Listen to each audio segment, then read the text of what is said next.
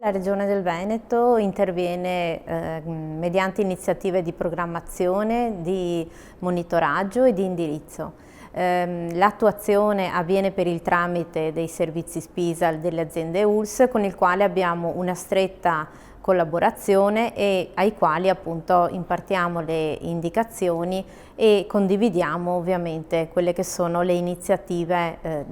che poi portiamo anche in Comitato regionale di coordinamento, che è l'organo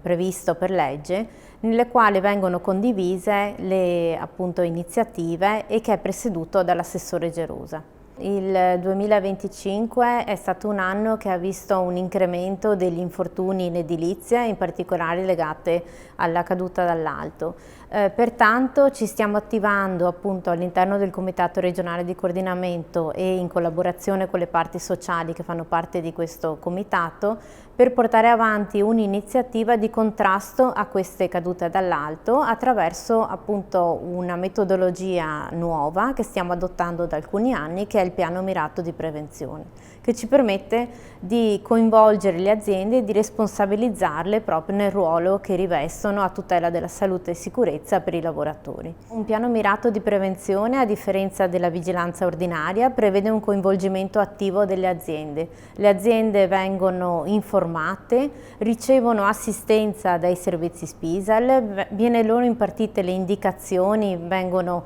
formati le principali figure della sicurezza e mediante appunto questo fenomeno di assistenza riescono a mettere in atto tutte le misure preventive e protettive per i lavoratori. Dopo ovviamente è prevista sempre una fase di controllo da parte dei servizi SPISAL che queste indicazioni siano attuate, ma questa ovviamente è l'ultima fase di un lungo percorso che appunto coinvolge e responsabilizza i datori di lavoro. Beh, allora le risorse non basterebbero mai. Ricordiamo che investire nella prevenzione vuol dire sostenere tutto il sistema. C'è da dire che la Regione Veneto è particolarmente virtuosa perché, come da indicazioni